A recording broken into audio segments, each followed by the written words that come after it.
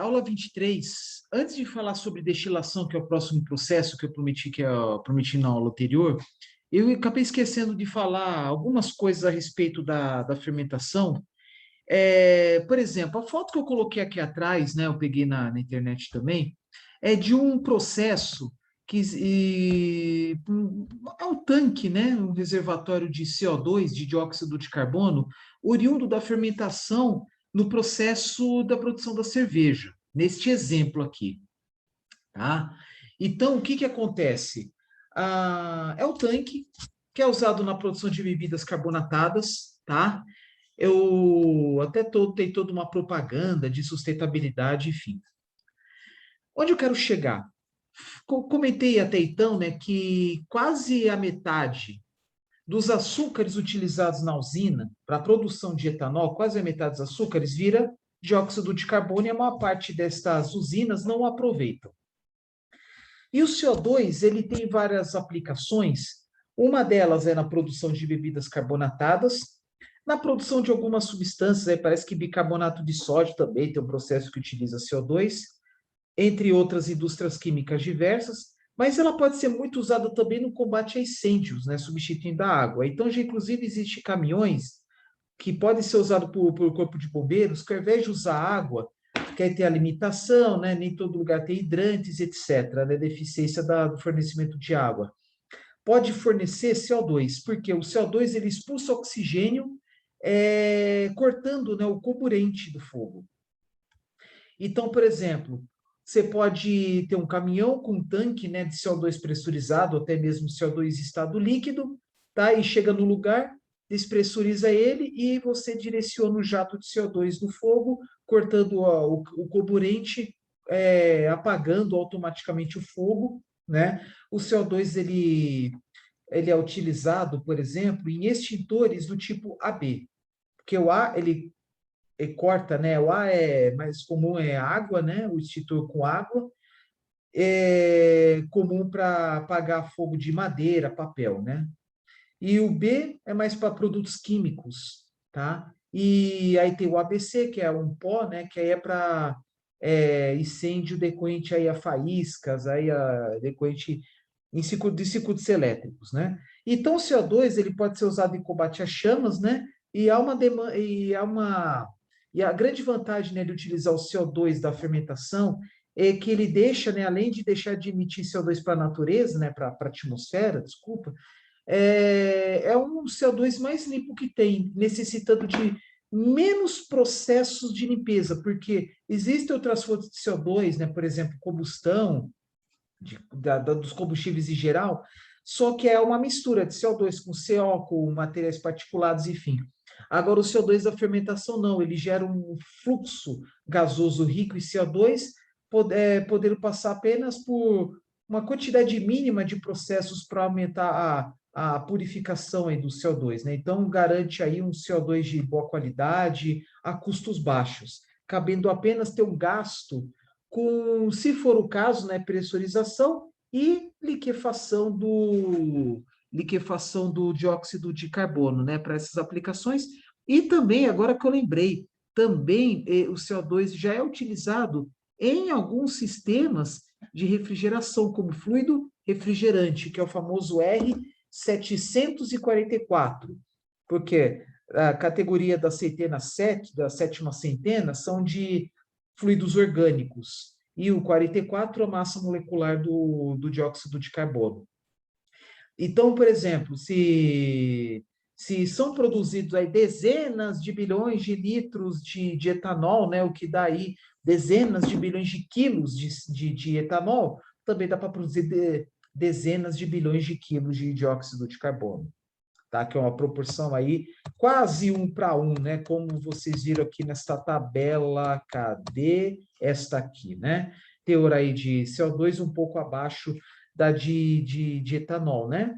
Então, essa aqui é uma tabela que foi obtida aí num resultado empírico, né? Experimental, e que mostra aí, né, a associação se fazendo a soma aqui, na verdade, ele digamos que apenas a seletividade dos produtos, tá? Ele não considera a, a reação dos reagentes, né? Aqui considera-se a reação como se fosse 100%, porque se considerasse aquela porcentagem, né, da reação da sacarose, ele estaria aqui, açúcares não fermentados.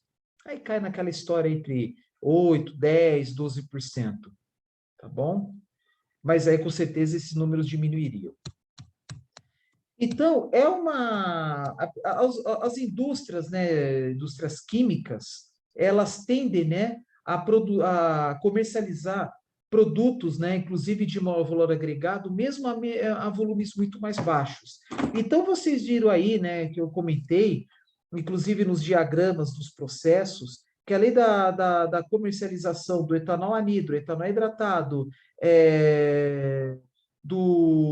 da eletricidade do açúcar, também é possível comercializar dióxido de carbono, né? Isso aí é de uma indústria lá em Campo Grande, capital do Mato Grosso do Sul, e também comercializar em volumes menores subprodutos, né? Na verdade, fluxos, né? Misturas das mais diversas, decorrentes do processo, por exemplo, de destilação, que pode ser o etanol de segunda, que é o etanol com maior teor de água, podendo ser usado aí para a indústria química, de limpeza, enfim, e também álcoois isomílico, isopropílico, frações aí de metanol, glicerol, e assim por diante, apesar que esses subprodutos são mais comumente aí misturados à vinhaça e jogados aí no campo, aí, feito de irrigação.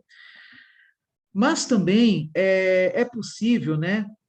Numa usina também comercializa, né, em quantidades menores aí a levedura desidratada, né, alimentação animal, também comercializa bagaço, né? Algumas usinas o bagaço sobra. Existindo alguns mercados, até falei anteriormente aí, podendo, no passado, no Brasil passado e atualmente na Argentina, tem cadernos que utilizam, cujas folhas são feitas de bagaço, né? Visto que o bagaço tem muita celulose, mas existem outros mercados que ainda não falei, até poderia ter colocado aqui, mas em estágio embrionário, eu ouvi falar isso há 2 ou 3 anos, depois nunca mais ouvi falar. Mas a possibilidade de usar bagaço para a produção de briquetes e de pellets. Eu vou parar de compartilhar aqui e comentar com vocês para quem não sabe, né? Nos primeiros dias de aula, nas primeiras aulas, eu mostrei lá um diagrama, né, de diferentes processos de conversão de biomassa, né? Tem lá, né, das matérias-primas açucaradas, amiláceas e celulósicas, tem lá fermentação, depois destilação, por exemplo, né? A combustão nos processos mais comuns, né? É por isso que eu estou falando tanto, né, da indústria do açúcar etanol, além de ser relevante, né, ter muitas usinas, gerar muitos empregos, etc., mas também porque lá dentro existem vários desses processos que eu tinha comentado anteriormente, mesmo que apenas citando-os, né? Fermentação, destilação, combustão, mais para frente falar da biodigestão da vinhaça, né, que aos poucos está crescendo também, e faltou eu comentar, né, sobre briquetagem e pelletização, que são processos mais mecânicos, né, pouco térmicos, mas mecânicos, né, porque envolve trituração e moagem. Trituração, moagem e compactação, mas depois da moagem, antes da compactação, a secagem mecânica, né? Então, por exemplo, para quem não sabe, né, o que são briquetes? Eu vou colocar aqui, fazer uma busca bem simples, né? Só um momento que eu acabei escrevendo errado aqui. Tá bom. Vou compartilhar aqui uma busca bem simples, tal, que você facilmente encontra na internet, né? Briquetes. Para quem não sabe, briquete é um produto triturado, triturado, moído e compactado. Mas claro que o processo mais detalhado da briquetagem depende muito da biomassa. Então, por exemplo, se pegar lá briquetes de resíduos de poda, você tritura, né, vira uma maravilha, serragem mais grosseira, né? Você deixa secar ao sol, né? Se possível evitar, né, molhar, né, com a chuva, enfim. Então tritura, seca ao sol. Caramba, acabei. Ah, não, tá aqui. Tritura, Cara, eu achei que não tivesse compartilhado. Tritura, deixa secar o sol, uma secagem natural para diminuir a umidade de 60%, 70% para 30%, 40%. Depois moe, e aí leva para um secador, né? Por exemplo, um secador de forno rotativo, e depois compacta. Uma coisa muito importante, logo após essa secagem para o forno rotativo, como ela sai uma umidade extremamente baixa, a tendência é já absorver a umidade do ar. Então, por exemplo, secagem ao sol não tem problema, mas uma secagem depois de passar por uma estufa, aí no caso de laboratório, no caso aí para produção industrial, no forno rotativo, é bom compactá-lo imediatamente, porque a compactação, né, a briquetagem, o ideal é que só utiliza matéria-prima seca, tá? Para não gerar problemas aí no transporte, porque tem rosca sem fim, para evitar aglomeração, enfim, né? É uma geração muito grande da fumaça, dos vapores, né? Porque quando fala em compactação, fala, né, em uma interação violenta, né, das fibras da matéria-prima, né? E a interação entre as fibras gera um atrito que gera o início de uma volatilização e, com certeza, a saída da umidade restante, aquela que não saiu, né, da secagem artificial, né? Então, por exemplo, é claro que depende da matéria-prima. Se for pensar aí, resíduo de poda, né, que são galhos, folhas, resíduo de jardinagem, etc. Claro que o ideal é que não seja um material muito úmido, tá bom? Ou seja, o material mais seco possível, né? Mas material aí com até 60%, 70% de umidade é tolerável, como no caso aí resíduo de poda. Então, de novo, tritura, seca ao sol, moe, secagem mecânica, depois briquetagem. Se for pensar em palha de cana, até mais simples. Você pode pensar em triturar, moagem, secagem artificial e briquetagem. Claro que tem alguns materiais que são mais fáceis, mais difíceis de ser briqueteados, tá? Principalmente os materiais que contêm lignina na sua composição, que são muitas cascas, folhas, é normal, né? Bagaço de cana, palha de cana consegue ser briqueteado aí sem grandes problemas, tá? É, talvez o bagaço seja até mais fácil de briquetear, mesmo tendo alto conteúdo aí, um teor maior de celulose, mas tem uma quantidade relevante de lignina. Isso é importante, porque a lignina, a alta temperatura, ele forma como uma cola, um aglomerante. Agora, em matérias-primas que têm pouca lignina ausente dela, precisa colocar o material aglutinante, que pode ser uma goma de mandioca, amido de milho, ou até mesmo uma cola artificial. Mas o intuito aqui, gente, é produzir um material de origem totalmente orgânica, 100% natural. Tá? Então, briquete nada mais é do que material comprimido. Aqui tem inglês, né? É um bloco compresso, até pode ser usar finos diversos, né? Pó de carvão mineral, pó de carvão vegetal, ou até mesmo pó produzido na própria briquetagem. Aí talvez precise de aglomerante. Mas se precisar realmente, precisa fazer uma análise laboratorial antes, talvez compense locar esse pó para a fornalha. Porque o forno rotativo, né, tá sempre acoplado a uma fornalha e de você coloca o combustível, né, podendo ser o próprio resíduo de poda, enfim, a própria matéria-prima usada para briquetagem pode ser usada para queimar, tá bom? Então, briquete, pelo jeito parece que veio do francês, eu confesso que eu achava que era do inglês, mas tudo bem, porque em inglês e francês parece que é a mesma escrita. É um bloco comprimido de pó de carvão, outra biomassa, por exemplo, lenha, pó de serragem, wood chip tamanho perto da maravalha, turfa ou papel usado como combustível e assim por diante, né? Ele pode ser uma alternativa, um substituto ao carvão, a lenha ou carvão vegetal.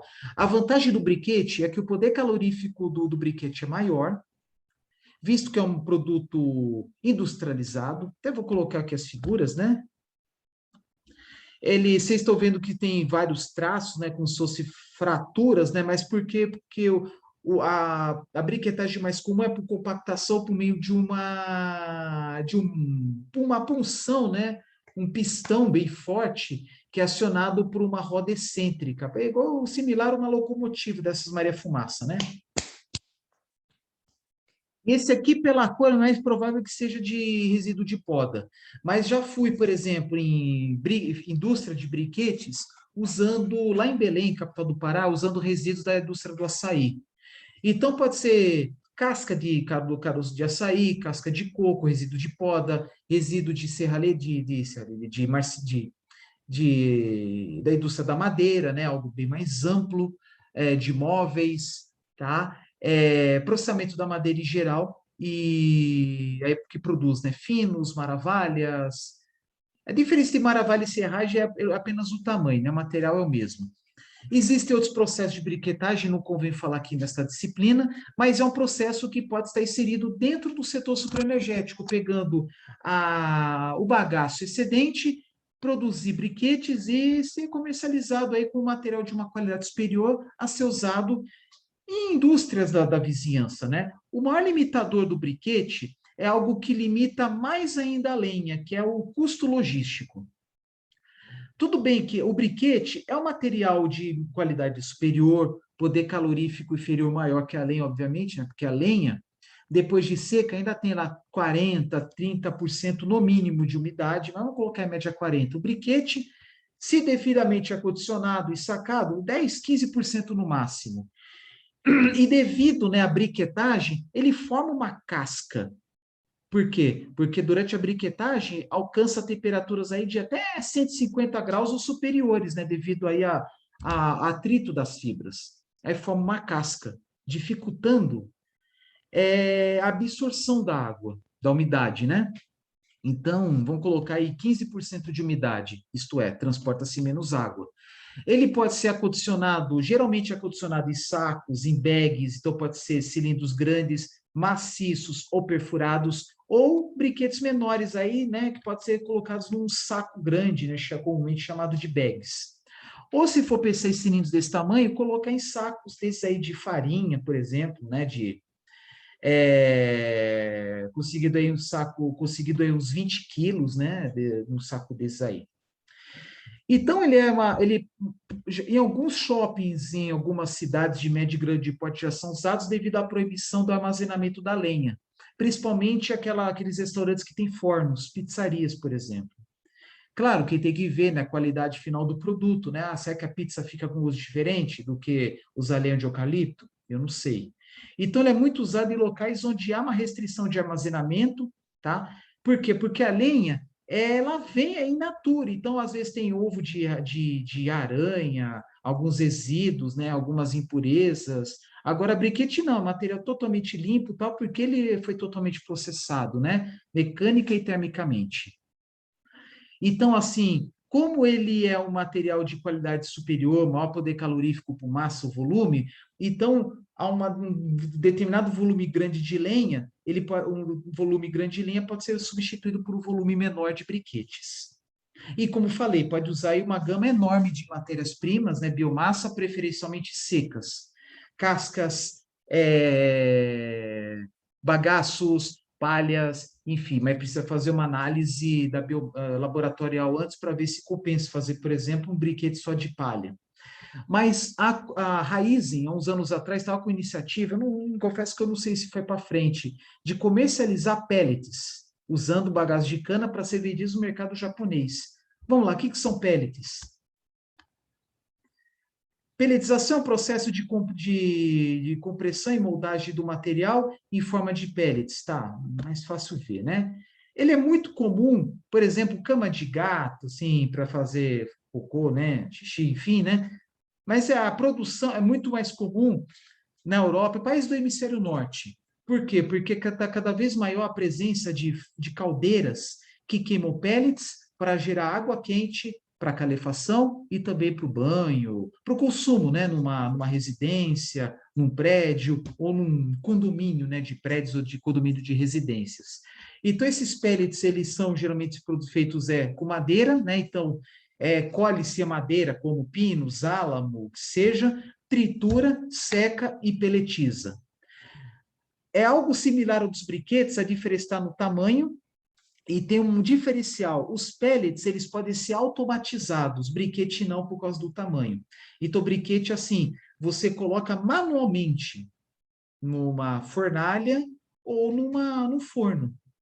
Ao passo que os pellets, você pode e colocar lá um sistema automatizado com rosca sem fim, onde você pode fornecer os pellets a uma quantidade específica numa pequena caldeira, ou uma pequena fornalha, digamos, né? Devido ao seu tamanho, né? Mais ou menos isso aqui, do tamanho de um ossinho do dedo, né? Comprimento, né? Largura menor ainda. E os materiais são os mesmos, né, dos briquetes. Podem ser resíduos de poda, cascas trituradas das mais diversas, bagaços, palhas, etc., né? E mesma coisa, tem que fazer uma análise laboratorial para ver se é viável tecnicamente, né? Se precisa colocar algum material aglutinante, enfim, mesma questão dos briquetes. E no mercado mundo afora, os pellets, e já existe um mercado externo de briquetes, um país produzindo briquete e outro importando. De briquete não, porque não há uma viabilidade econômica para tal, é mais mercados locais. Mas a vantagem, né, dos briquetes é que, em geral, né, utilizam mais resíduos de biomassa, né, diminuindo os passivos ambientais, diminuindo os impactos negativos, né, do armazenamento, acondicionamento inadequado desses resíduos. Ao passo que os pellets, é mais comum ver pellets usando matérias-primas nobres, isto é, plantando árvores tal, para produzir pellet, mas nada impede também de usar materiais residuais, tá bom? Então é isso, tá? Mais duas formas, né, de processamento de biomassa que eu tinha falado nas primeiras aulas, tá bom? Vou compartilhar isso aqui. Outra coisa, né, voltando a falar de briquete, por que alguns têm furos? Para facilitar o escoamento dos materiais voláteis e da umidade durante a sua briquetagem. Bom? E tem lá um padrão, né, de diâmetro, de tamanho também, enfim, tá? Para obter um produto de ótima qualidade. Em massa, tem entre dobro e triplo de poder calorífico em comparação às linhas, em geral, claro, que depende do tipo de madeira como eucalipto ou pinos, né, que são madeiras bem diferentes. O pinus tem uma densidade muito menor que o eucalipto tem em torno de 0,65, 0,66, 2/3 da água. Já o pinus é quase um terço, é quase a metade do eucalipto. E aí o briquete, né, ele, com grau de compactação, você permite uma densidade até maior que o do eucalipto. Acho que chegando perto da água, pouquinho menos, talvez. Tá bom? Olha só, tudo briquete. Mas só aqui embaixo que aparece lá os primeiros pellets. Então, assim, há um mercado de briquetes no Brasil, alguns lugares têm mercados mais locais, tá? Locais aí onde há uma dificuldade maior de fornecimento de lenha, cidades grandes, cidades onde as florestas de eucalipto são mais distantes, enfim, regiões aí mais próximas ao litoral ou a grandes cidades. Tá? E aí serve como uma ótima opção, por quê? Porque a briquetaria, né, a indústria de briquetes pode ser instalada na própria cidade. Tá bom? Vamos lá. Então, vou parar aqui vou voltar a falar sobre os processos normais, né, dentro da usina. Que eu paro para descansar um pouco a garganta. Eu tinha mostrado, né, no último slide ontem, né, sobre as buscas, né, em busca da maior eficiência dos processos, né, melhor aproveitamento dos processos, diminuição de perdas, no caso da fermentação, né, diminuição aquela proporção de açúcar que não reagiu e aumento da seletividade do etanol e do CO2, que é isso que se busca, né? Então, por meio de pesquisas usando aí leveduras selecionadas, muitas vezes geneticamente, transgênicas, inclusive, podendo, né? E até uma adição maior, por exemplo, de ácido sulfúrico, né, para correção de pH, para matar auxiliar para matar micro-organismos, né, que serve como inibidores de fermentação, entre outras propriedades, né? Também presença de antiespumante, muitas indústrias químicas usam antiespumante, já falei para vocês, tem dispersantes, antibióticos, tá? E assim por diante. Até colocar dióxido e lúpulo aqui, será que dá para produzir cerveja? Estou brincando. E as leveduras como nós conhecemos, aí tem todo o investimento aqui. Por exemplo, nesse estudo de caso, substituindo leveduras que chamam de selvagens por leveduras selecionadas, por investimento de 200, quase 300 mil reais, obteve aí um faturamento, né, um aumento do faturamento de quase 3,5 milhões. olha só, investe 289 mil quase para obter um retorno aí de quase 3 milhões e meio. Tá? Então, aqui, né, ele está dizendo que o rendimento, a rendimento, né, da fermentação, ele passou de 82% para 86%, usando leveduras selecionadas e alterando aí os processos. Estou vendo aqui que o consumo de ácido sulfúrico teve que aumentar, mas diante espumante e dispersante diminuiu, antibióticos aumentou um pouco. Tá bom? Basicamente isso, tá? Vamos para a destilação. Destilação, como falei, é um processo, é uma parte de um processo químico, né, que tem muitas indústrias químicas. Ela serve para separar substâncias oriundas de misturas, ou substâncias misturadas por natureza, como, por exemplo, petróleo, ou fluidos residuais de uma indústria. Tem lá um processo industrial, gera lá subprodutos, né, que é um fluxo composto por várias substâncias, que podem ser substâncias geradas no próprio processo ou frações de reagentes que não reagiram. E aí, tem lá as torres de destilação visando o aproveitamento das substâncias, dos produtos gerados e o reaproveitamento daquela fração de reagentes que não reagiram. Em algumas literaturas falam sobre taxa de utilização, né, que é a porcentagem dos reagentes que reagiram. Aí se fala em taxa de utilização de 80%, então busca-se reaproveitar os 20% restantes, que pode ser recirculados voltando ao processo ou usados por outra aplicação. Se for, por exemplo, um reagente altamente inflamável, o que não reagiu pode ser usado como combustível, gerar calor, por exemplo, né? Então, aqui uma refinaria de petróleo, né? Dá para ver que é de petróleo, né? Petrobras, Replan, refinaria Planalto, lá em Paulínia, região metropolitana de Campinas, interior de São Paulo, né? Talvez a maior do Brasil ou uma das maiores. Que é o que fornece, por exemplo, querosene não sei, mas gasolina e diesel para o Mato Grosso do Sul, por exemplo, talvez aí para os outros dois estados do Centro-Oeste, né, Goiás e Mato Grosso, e também para o Distrito Federal, não tenho certeza. Mas onde eu quero chegar? É composto aí por várias torres de destilação. Fala-se em a primeira torre, que é a destilação atmosférica, que acho que até aparece aqui. Depois eu volto. Destilação atmosférica, né? Entra o petróleo, aquece o petróleo, vai aquecendo. À medida que vai aumentando a temperatura do petróleo, 50, 60, 70 graus, por exemplo, até antes, né, 20 graus, já saem as primeiras frações, né, que são os hidrocarbonetos, né, de 1 a 4 carbonos. Por exemplo, propano e butano, que gera aí o GLP. Vai aumentando a temperatura, 70 graus, vai evaporando, né, vai volatilizando, melhor, bonito, né, volatilizando as frações do petróleo que gera, por exemplo, a nafta, que é uma matéria-prima para a indústria de plásticos e também usado aí na formulação de gasolina e diesel também, e querosene também. E à medida que vai aumentando as temperaturas, vai volatilizando algumas frações, formando, aí, por exemplo, no caso do petróleo, né, volatilizando hidrocarbonetos com maior número de carbonos. Claro que uma torre de destilação dessa aqui é muito maior da que tem da indústria do etanol, visto que o volume de produção é muito maior e visto também que a gama de frações também é muito maior.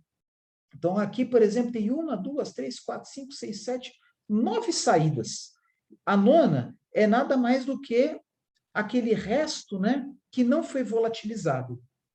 Então, da mesma forma que na produção lá da mistura água-etanol, né, que é aquela mistura azeotrópica, né, para não falar etanol puro, né, de novo, não consegue se produzir etanol puro usando apenas a destilação, usando apenas um processo puramente químico, puramente térmico.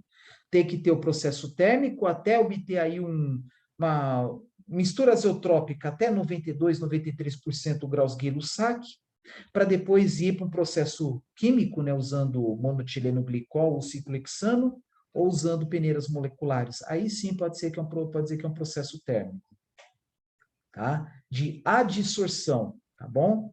Mas quando eu falo térmico, né, térmico é dentro da engenharia química, tá bom?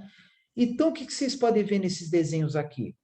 que vai aumentar, à medida que aumenta a temperatura da mistura, né, dando exemplo aqui o petróleo, vai surgindo aí diferentes frações, né, volatilizando algumas frações, que ao alcançar o topo, né, alcançar esses pontos possuem bandejas, e nessas bandejas, inclusive, pode ocorrer aí a condensação, ou ocorrer condensação fora, já nos tubos, né? E a partir daí ocorre a separação dessas substâncias. Não se produz substâncias puras. Então, todas essas aqui passam por processos posteriores químicos, físico-químicos, para obter os produtos finais. Esse aqui é apenas a primeira parte da produção desses derivados aqui. Então, por exemplo, gasolina, não sai gasolina apenas dessa torre e pronto, já vai lá para o caminhão e leva para os postos. Não, tem outros processos aí, que eu não convém falar aqui, né? Falo em uma disciplina específica chamada combustíveis fósseis, tá? É bem interessante, por sinal. Então, assim, que vocês estão vendo, a cada fração, né, a cada saída, tem lá uma bandeja, né, que é representada por um plano, e que tem tubos com um chapéuzinho, tá? Então, para que serve isso? As frações voláteis, né, os gases, os vapores, à medida que vão aumentando a pressão, elas empurram esses chapéus, né, para cima. É como se fossem válvulas de retenção. Então, os vapores, a alta pressão, né, dos materiais voláteis, elas empurram o chapéu para cima. Entrando nessas bandejas, aí vamos supor que um vapor aí, uma temperatura mais alta, né? Então vai empurrando todas essas bandejas aqui, quer dizer, vapor, né, que é volatilizado a uma temperatura mais baixa, vai empurrando todas essas bandejas aqui até chegar nesse tubo aqui. Claro que no topo sai apenas gás. No topo sai apenas gás. Ao passo que da nafta, ela pode sair gás e ter frações de gás aqui no tubo, ou já coletar os hidrocarbonetos C5AC9 já volatilizados. Tá bom? Aí tem também, né, uma parte aqui, né, que vai escorrendo líquidos frouxados, por quê? Porque os reagentes, a mistura, né, por exemplo, petróleo, aqui dando exemplo que ela entra por baixo, mas nas torres de destilação da produção de etanol, ele entra mais aqui no meio, um pouco para cima, tá bom?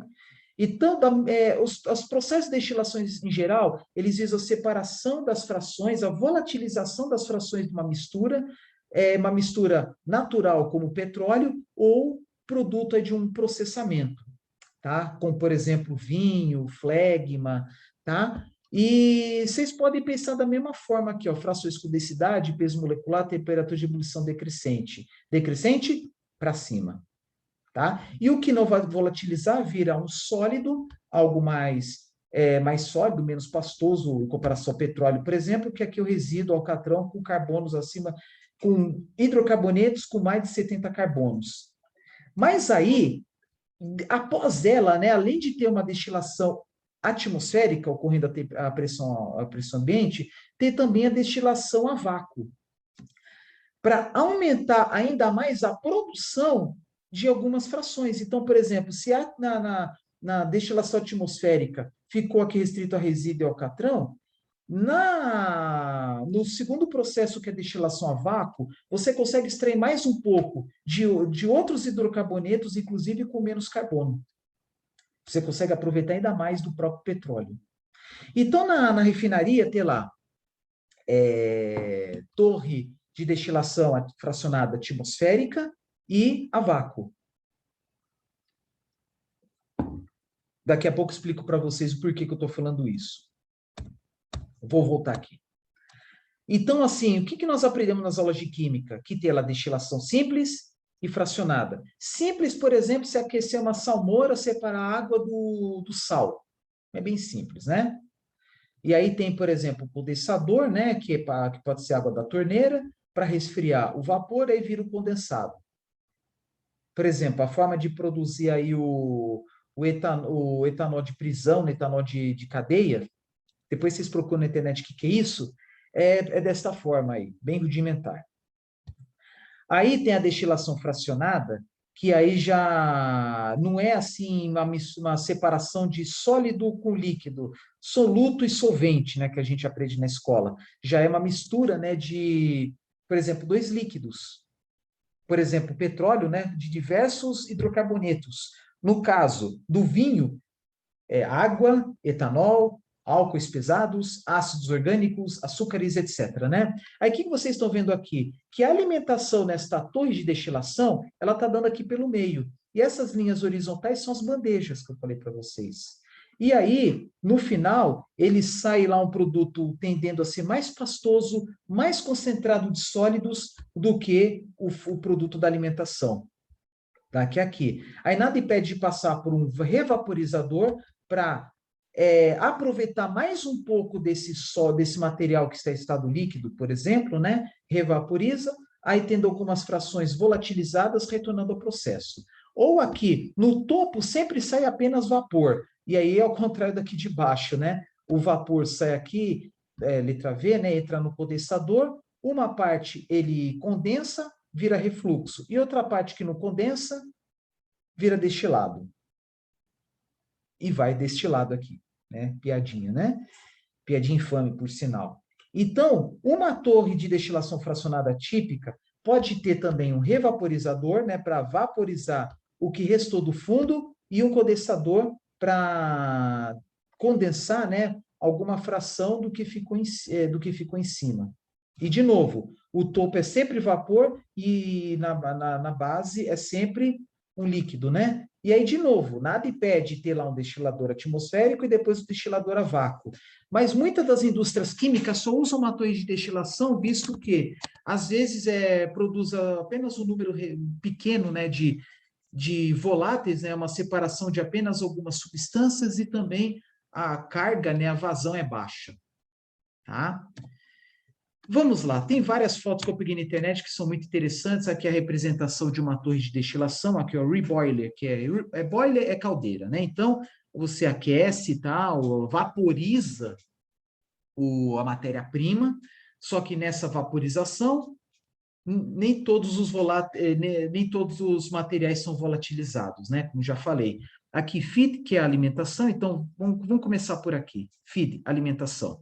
Alimenta por aqui, só que aí tem uma parte que condensa, ou até mesmo na alimentação vai um pouco de já.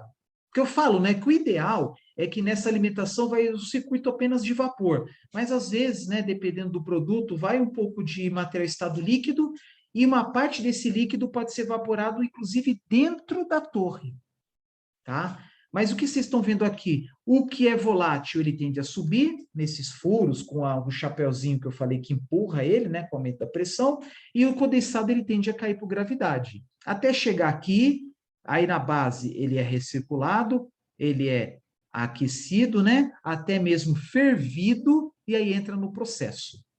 E uma parte desse vapor ele é condensado, né, devido à presença do condensado, que obviamente está mais frio, condensa de novo e assim por diante. Aí, por exemplo, neste exemplo, né, só extraiu duas frações. Uma, o gás, saiu do topo, e outra da primeira bandeja, um condensado. E aqui, por exemplo, nesse condensado, tal, drum tem vários significados. Pode ser bateria musical, mas isso aí é um tanque, né? Vaso de pressão. Então, tem bomba, válvulas, tal. Aí há o armazenamento. E aí, no caso, né, dando exemplo, o gás, ele vai para um tanque, né, que é o condensador, onde parte desse gás pode ser condensado e outro torna-se gás em definitivo, né, saindo por aqui, tá? E o destilado pode ir para um outro processo, né? Então, é uma representação de uma torre de destilação, tá bom? Isso aí eu peguei na internet, anúncio, só para ilustrar. Petróleo. Aqui acho que aparece até um pouco melhor, né? Então, as bandejas têm esses furos com esse chapéuzinho, né, que chama de borbulhador, que a pressão do volátil ele empurra esse chapéuzinho, né? E aqui ele só mostra uma saída no final do topo, né? Que aqui até representa, né, um condensador aqui embaixo, estou vendo que branco representa o vapor e o líquido, porque o objetivo final, em muitos casos, por exemplo, da indústria do petróleo, por exemplo, né, o gás liquefeito de petróleo, o propano e butano, nas condições normais de temperatura e pressão, são gases, ao passo que os outros, C5 para baixo, a tendência é, condições normais de temperatura e pressão, estar em estado líquido. Tá? E aqui a liquefação do propano e butano se dá por um processo de aumento de pressão, né? Então, é um processo artificial. Então, naturalmente, né, os voláteis, eles entram aqui na bandeja, entram na tubulação e passam para o condensador, eles condensam, porque a forma muito mais fácil de armazenar o produto químico é em estado líquido, né? Aqui que eu tinha comentado com vocês, está bem ruizinho, né? Mas eu já tinha falado da destilação atmosférica, e aqui do lado direito a destilação a vácuo, permitindo uma extração adicional de hidrocarbonetos que não saíram nos outros processos. Então, por exemplo, aqui, nesta torre, ele sai nas frações, né, nas bandejas, até hidrocarbonetos de 25 carbonos, só que mais para frente, na destilação a vácuo, ele aproveita o que chama de resíduo atmosférico. O que é resíduo atmosférico? É o que sai aqui da base. Que é esse aqui, né? Só que aqui ele está representado por hidrocarbonetos de 70 carbonos para frente. Tá? Aqui não. Aqui está representado por algo acima de 25 carbonos, ele é reaquecido e passa uma bomba a vácuo, né, para criar o vácuo, e aí consegue-se extrair frações mais pesadas, de 26 a 30 carbonos, até chegar a uns 38 carbonos, e depois sai um material residual, né, que aí é asfalto, mas aí tem outros processos, aí tem craqueamento retardado, entre outros, aí que não convém falar, né? Não é o caso aqui desta disciplina. Então, de novo, na indústria do petróleo, o legal, a sacada, é que tem torres de pressões diferentes, atmosférica e a vácuo, tá? De novo, daqui a pouco falo por que eu estou focando tanto o vácuo. Aqui exemplo de uma torre de destilação, aqui essa esfera é um reator, né? Em que gera-se um fluxo tal para separar uma fração ou outra, né? As torres de destilação sempre são altas, né? Aqui também o exemplo de uma torre de destilação, tá? Isso aí um anúncio do Alibaba, né? Só para mostrar, né, as diferentes formas de destilar. Até então estava falando de destilação de hidrocarbonetos, álcoois, né? Mas nada impede também de eu apresentar isso aqui. Eu não sei o que é destilação do quê, isso não importa. Mas, por exemplo, aqui embaixo é um trocador de calor casco-tubo, eu sei que tem 2 entradas e 2 saídas, tá? Materiais de geral feitos de aço inoxidável, né? Que existe aí a corrosão de materiais, muitas vezes eles ficam expostos à chuva, é para durar, tá bom? E esse aqui do lado direito, desculpa, esquerdo, é um destilador para a produção de canabidiol, CBD, tá? Vindo do cânhamo, maconha, né, para tratamento médico. Eu estou falando isso por quê? Porque a destilação, ele também é muito comum em muitas indústrias químicas, como na produção de óleos essenciais. Tá? Alguns óleos são extraídos de cascas de flores, folhas, frutos, material lenhoso da madeira, por meio da destilação. Aí pode ser atmosférica, pode ser a vácuo, tá bom? E do lado direito uma bancada experimental aí de destilação, aí simulando aí a saída de frações, enfim, né? De novo, as torres, né? Essas aí já são provavelmente, né, já da indústria do etanol, tá bom? E eu foquei numa foto dessa que eu peguei num banco de imagens para mostrar aí a complexidade de uma torre, tá? Eu acho que não é de destilação de etanol, tá? Porque não tem tantas saídas assim, mas ó, as tubulações saindo, enfim. Algumas eu peguei bancos de imagens, né, para mostrar a complexidade, sempre no topo, né, saindo gases, onde pode ser parcial totalmente condensados, tá? Aí vai depender de cada caso. De novo, né?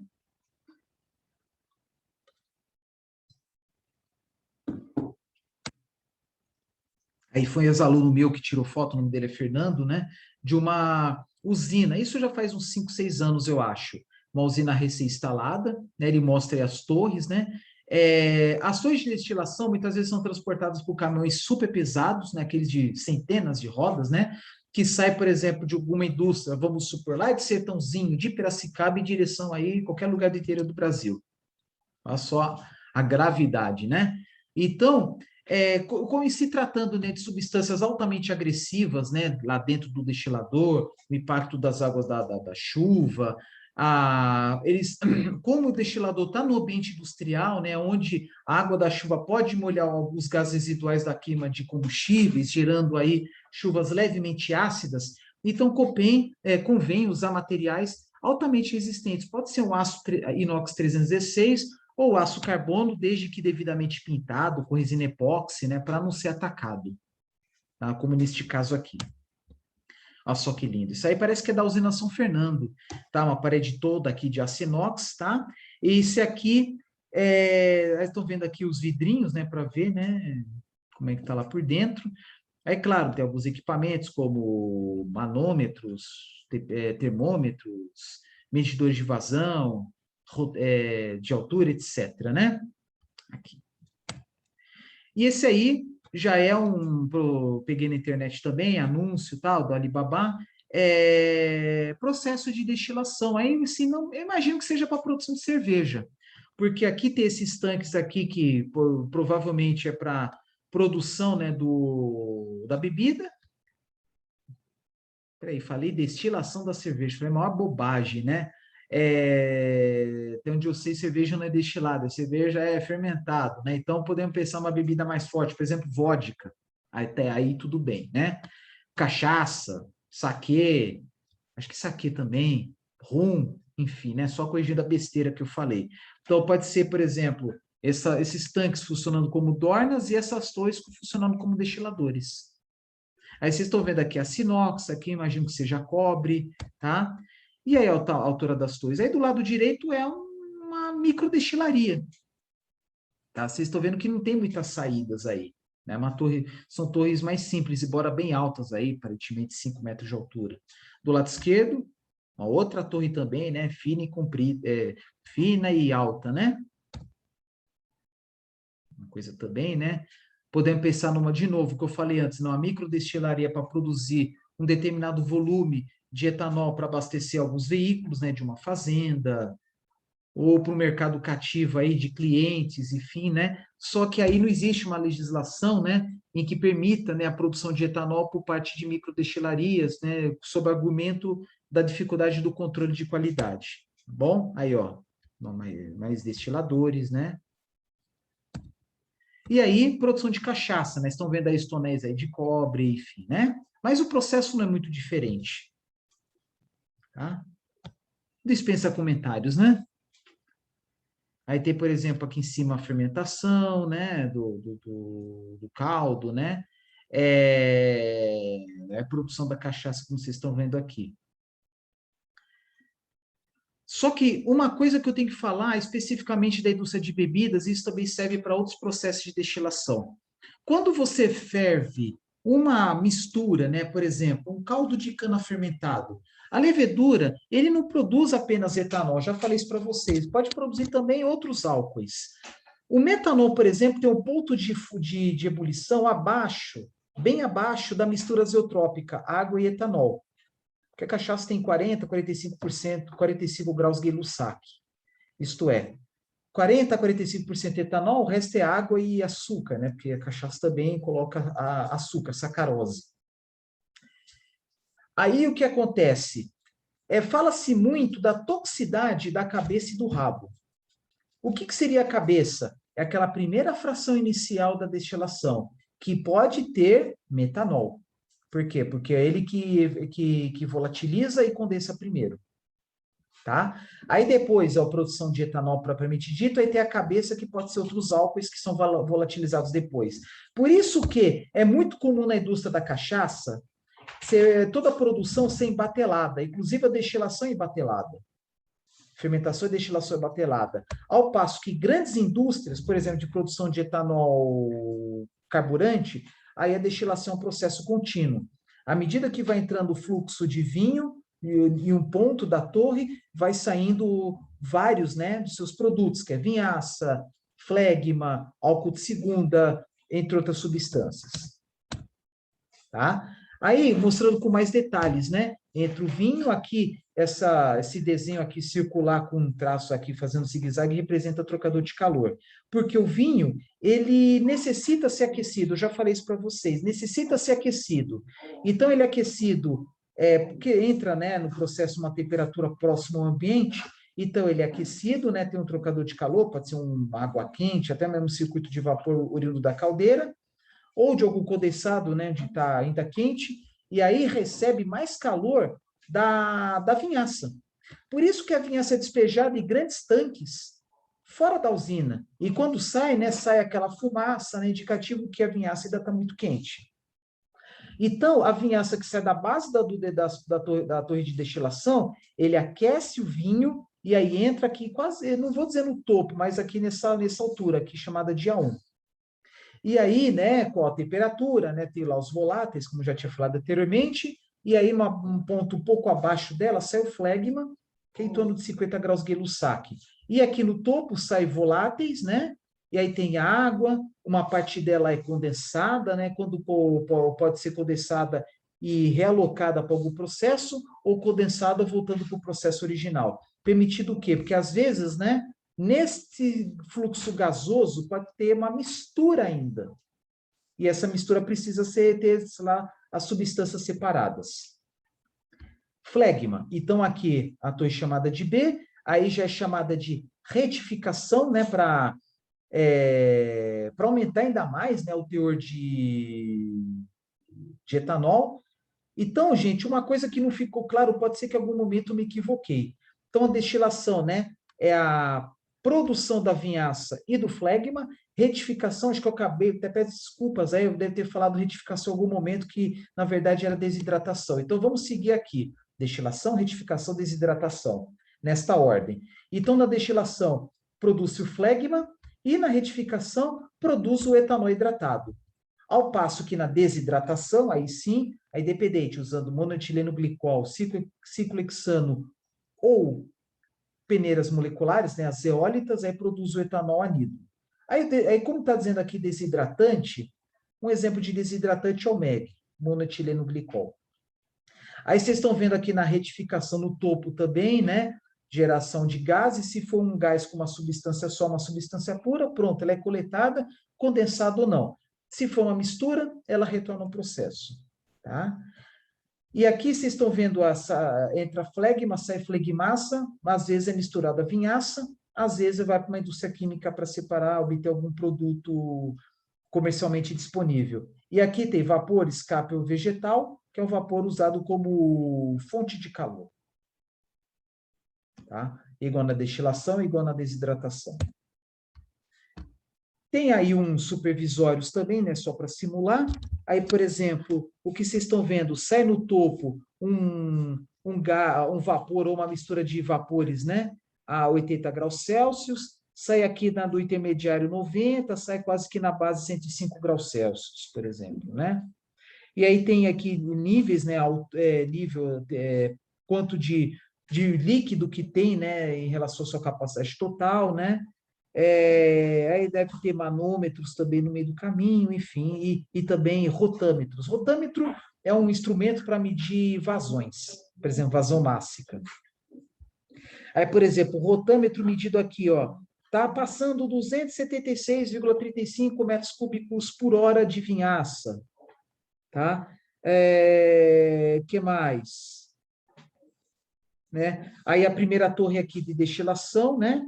Entra vinho, sai vinhaça e flegma, e o flegma vai aqui na retificação, que é essa torre B. Né? Então, é uma figura que eu peguei na internet, né, mais possível como propaganda, né? E é isso. Tem outros supervisórios também. Aqui, por exemplo, parece que convencionou, né? Coluna B como retificação, né? E as torres A como para destilação. Então, aqui tem os pontos aí de diferentes temperaturas, vazões, enfim, né? Entrada, né, de vapor e assim por diante. Basicamente, supervisório para controle de temperatura, pressão e vazão. Outro supervisório, né, é coluna A, destilação, coluna B, aqui tem uma informação moendo a parada, tem que estar parada mesmo, né? Porque não está fornecendo caldo, não está fermentando, por consequência, não está destilando. Tá? Isso aqui é da Cosanto ao Raizen. Bombas, né, de vinho, flegma, álcool, né, etanol hidratado, anidro, enfim, né? E assim vai, né? Vocês estão vendo aqui, né? pH da cuba, tá tudo zerado porque tá tudo parado, né? Água de entrada da torre, água de saída, né? Temperatura, pressão do vapor, vazão do mosto, temperatura do mosto, grau Brix do mosto, né? Teor de sólidos, tá? E assim vai, né? Torre A, coluna A, né? Destilação e B, o que eu falei? Retificação. E aqui, direcionando para a vinhaça. Outro também, estou vendo aqui, olha quantos níveis diferentes que tem, né?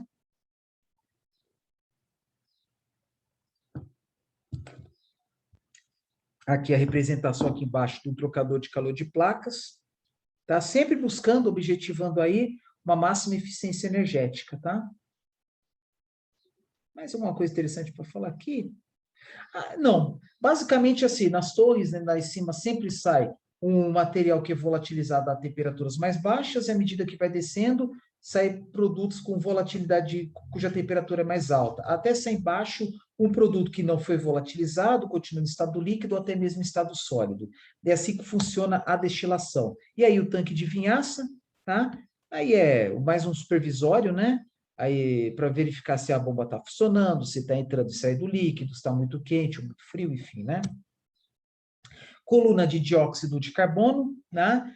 Então, nesse caso aí, a coleta, né? Aqui a entrada do CO2 oriundo das dornas, e aqui tem alguns, chama de scrubbers, que são chuveirinhos, né?